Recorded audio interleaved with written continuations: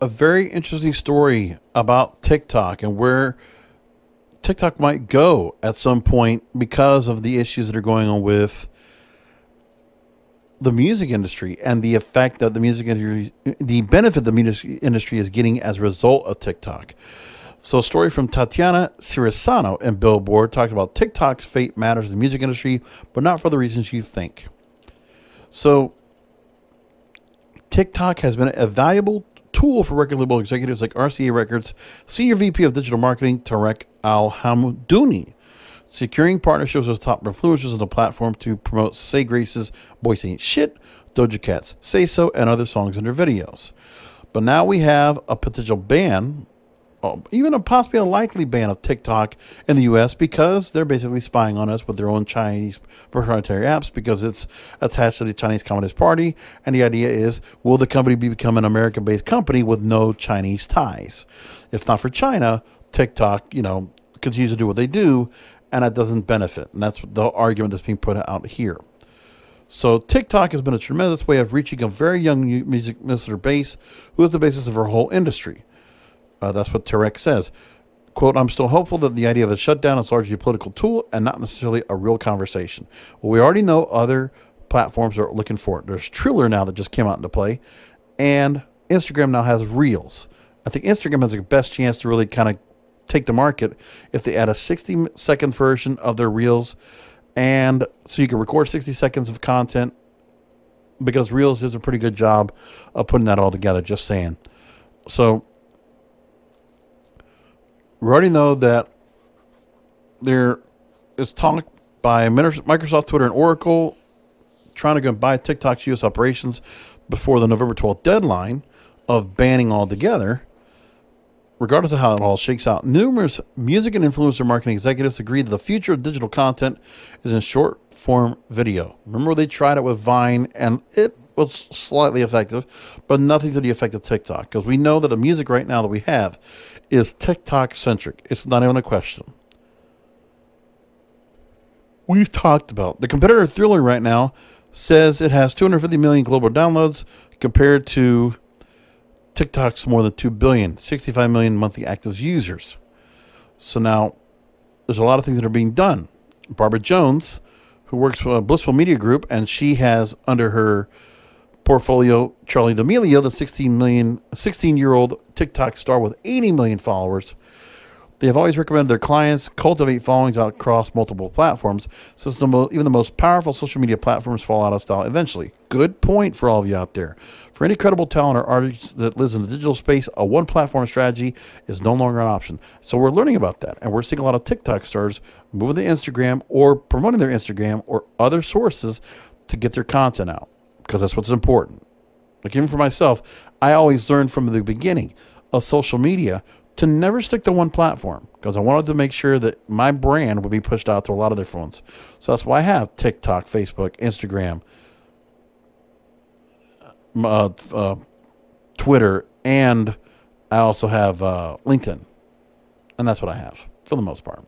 So I look at other ones. There's others I could use, but I really don't use much. I tried Snapchat. I'm not big into that. Just saying. It's not something I'm into. So as creators diversify across platforms, labels are doing the same. And Al-Hamdouni, RCA, says his team is becoming fluent on Triller and other apps, quote, so that if we do have to change gears or shift our attention and focus, we don't have to go through those learnings at the same time as we're making that transition.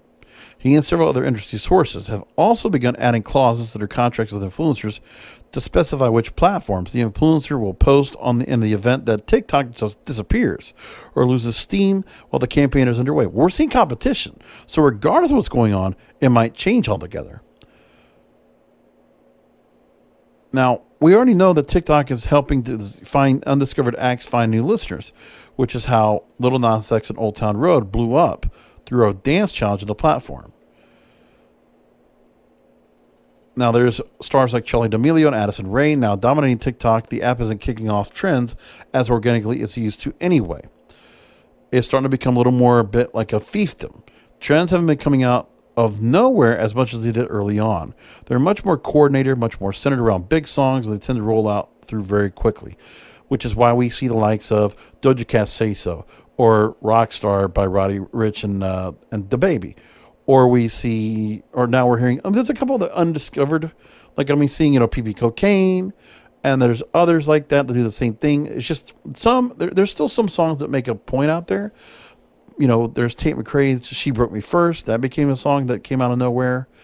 And there's a bunch of others, like Party Girl, Stay Solid Rocky. It's all out there like that. Jacob Pace, the CEO of multi-platform media brand Flight House, which helps labels shape TikTok campaigns and connect with influencers, thinks concerns that TikTok's demise would seriously hamper music discovery is overblown.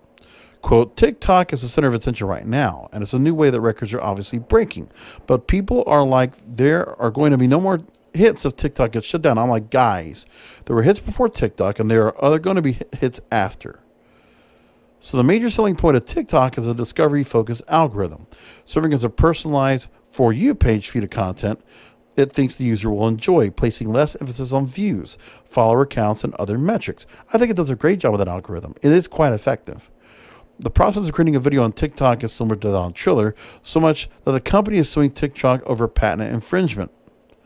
Now, TikTok has clashed with the music industry over licensing. Triller seems to have priorities working with the music business. Same thing with Facebook.